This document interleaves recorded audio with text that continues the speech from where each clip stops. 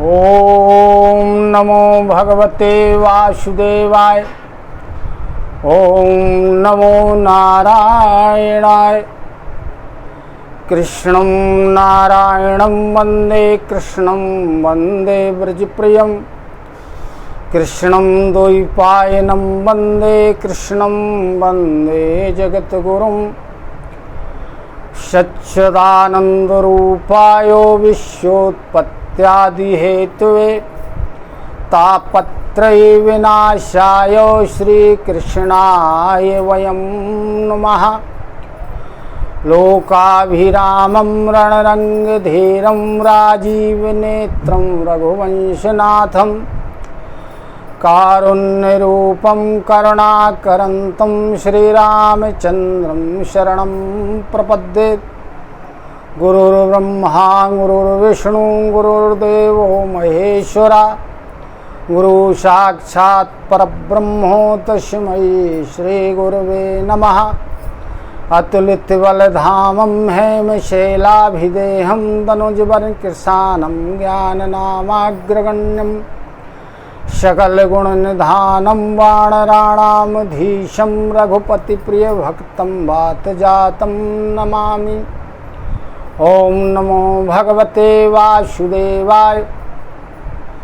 प्रिय भगवत कथा रस के रसिकजन, आनंद कंद परमानंद अकारण करुणावरणालय भगवान की कृपा से हमने और आपने श्रीमद् भागवत महापुराण के तृतीय स्कंध के द्वितीय अध्याय तक की कथा का श्रवण किया। द्वितीय अध्याय में उद्धव जी ने विदुर जी के कहने पर, उनके निवेदन करने पर भगवान की लीला कथाओं का श्रवण कराया। वही कथा श्री सुखदेव जी ने राजा परीक्षित को सुनाई। अब हम और आप आज श्रीमद् भागवत महापुराण के तृतीय स्कंध के तृतीय अध्याय की कथा का श्रवण करेंगे, जिसमें श्री उद्धव जी ने विदुर जी को भगवान की जो लीला कथाएं और थीं, शेष थीं, उनको सुनाया है। इन्हें हम आप भी श्रवण करेंगे। उद्धव जी विदुर जी से कहते हैं कि हे विदुर जी, ततः सयागत पुरं स्वपित्रोक्ष चिकीर्षयासं बलदेव संयुता निपात तुंग्राद्रिपुयूथनाथं हतं व्यकर्षद्व्यसुमो जशोर्व्याम। भगवान श्री कृष्ण उद्धव जी कहते हैं कि भगवान श्री कृष्ण अपने माता पिता देवकी वसुदेव को सुख पहुंचाने की इच्छा से अपने भाई बलदेव जी के साथ मथुरापुरी में पधारते। वहां जाकर उन्होंने अपने शत्रु समुदाय के जो स्वामी थे कंस, उन्हें उनके सिंहासन से घसीटकर पृथ्वी पर पटक दिया और उनका वध कर दिया। फिर संदीपनी मुनि के द्वारा एक बार उच्चारण किए हुए सांगोपांग वेद का अध्ययन करके भगवान ने अपने गुरु को गुरु दक्षिणा के रूप में उनके मरे हुए पुत्र को पंचजन नामक राक्षस के पेट से यमपुरी से ला करके अपने गुरु को सौंप दिया। फिर भगवान श्री कृष्ण ने भीष्मक नंदिनी रुक्मणी से गांधर्व विधि से विवाह करने के लिए भगवान रुक्मणी का हरण करके लाए और उनके साथ विवाह किया। फिर स्वयंवर में 7 बिना नथे हुए बैलों को नाथ कर भगवान ने नागनजिति यानी सत्या के साथ विवाह किया। भगवान विषयी पुरुषों के सी लीला करते हुए अपनी प्राण प्रिया सत्यभामा को प्रसन्न करने के लिए स्वर्ग से कल्प वृक्ष उखाड़ करके ले आए। आगे श्री उद्धव जी कथा सुना रहे हैं। सुतम मृधेखम वपुषाग्रशंतम दृष्ट्वा सुनामो निमथतम धरित्रया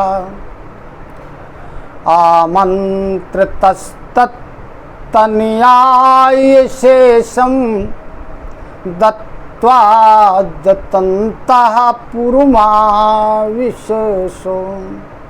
अपने विशाल डील डोल वाले पुत्र भौमासुर को जब उनकी माता पृथ्वी ने भगवान के हाथों मरा हुआ देखा, तब पृथ्वी ने भगवान से प्रार्थना की, निवेदन किया।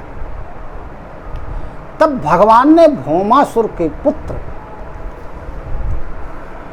भगदत्त को उसका जो शेष राज्य था, बचा हुआ राज्य था, वो उसे सौंप दिया और भगवान ने उसके अंतःपुर में प्रवेश किया।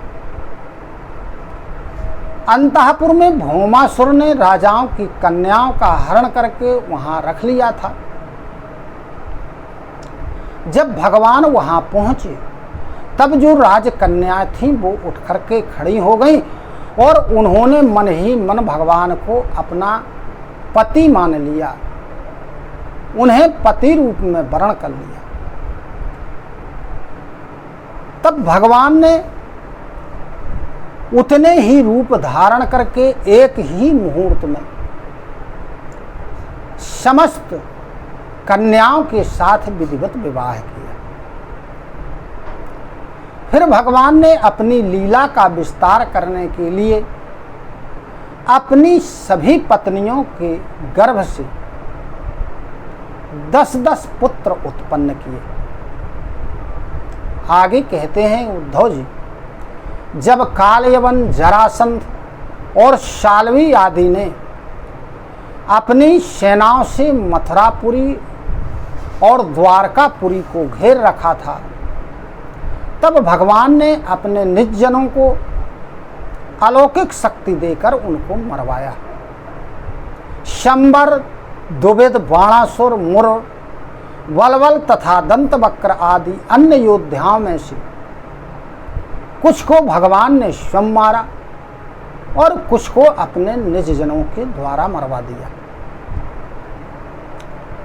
हे विदुर जी, इसके बाद आपके भाई धृतराष्ट्र और पांडु के पुत्र युधिष्ठिर आदि के बीच में महाभारत का युद्ध हुआ।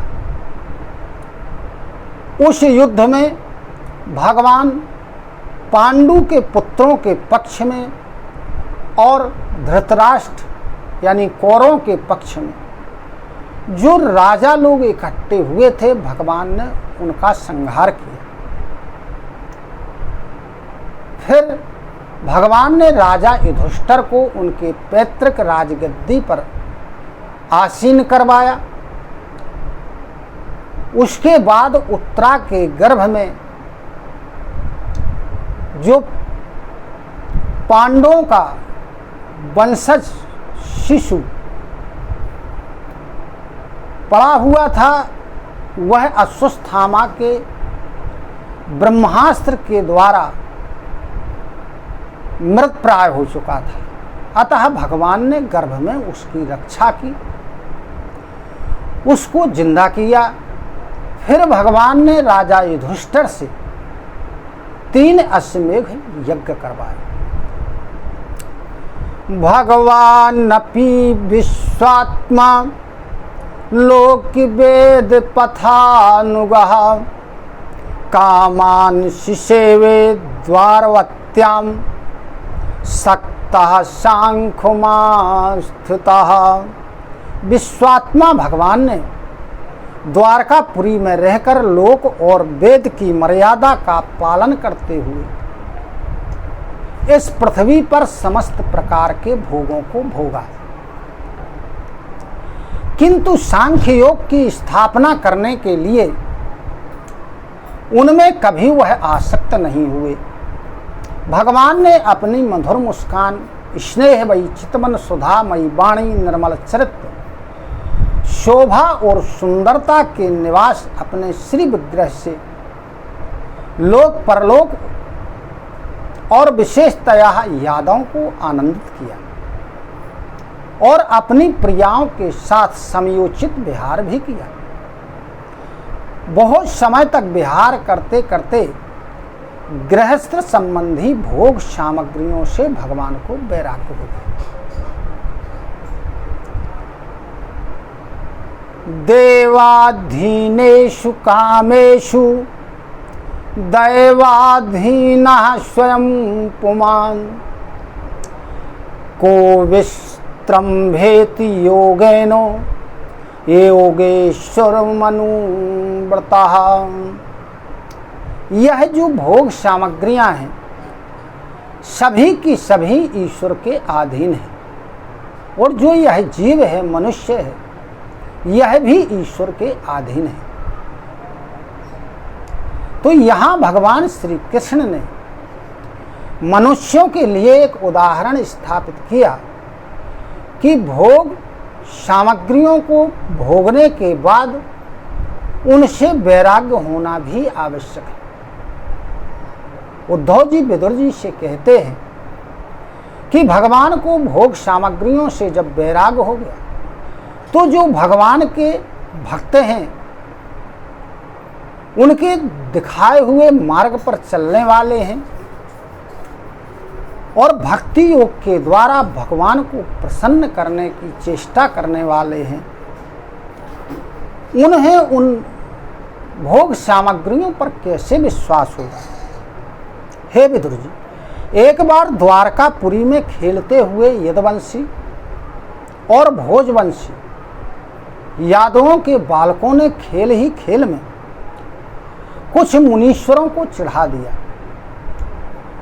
उन मुनीश्वरों ने मन ही मन विचार किया, चिंतन किया कि भगवान की यही इच्छा है कि जो यह बढ़ा हुआ यादव कुल है यह भी नष्ट हो, नहीं तो भविष्य में यह बुरे कर्म करेगा। अतः उन ऋषि मुनियों ने उन्हें श्राप दे दिया। ततः कतिपयैर्मासेर विष्णु भोजान्धुकादया ययुः प्रभासं संहृष्टा स्थिर देव विमोहिता। इसके कुछ ही महीनों बाद भाविवश वृष्णिवंशी यादव और अंधक वंशी यादव अपने अपने रथों पर सवार होकर प्रभास क्षेत्र को जाते। वहां स्नान करके उन्होंने उस तीर्थ के जल से अपने पितरों, देवताओं और ऋषियों का तर्पण किया। तर्पण करने के बाद ब्राह्मणों को अनेक प्रकार की गौओं का दान किया। सोना, चांदी, आभूषण, वस्त्र, रथ, हाथी, घोड़े, अन्यान जो भी आवश्यकता की वस्तुएं थीं वो उन्होंने ब्राह्मणों को दान दी। उनका भगवान का को पहले अर्पण किया, फिर ब्राह्मणों को दान में दे दिया।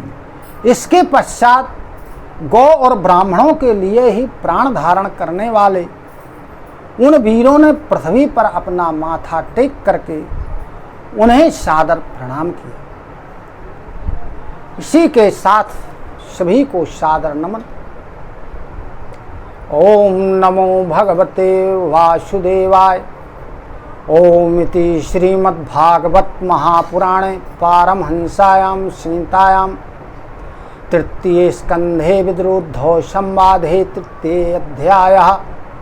बोलो वृंदावन विहारी लाल की जय। ओम नमो भगवते वासुदेवाय। इसके आगे जो भगवान की कुछ लीलाएं और उद्धव जी विदुर जी को बताएंगे। फिर आगे विदुर जी का समागम मैत्रेय जी के साथ होता है। वह सारी कथा हम चतुर्थ अध्याय में श्रवण करेंगे। हरि ओम तत्सत, हरि ओम तत्सत, हरि ओम तत्सत।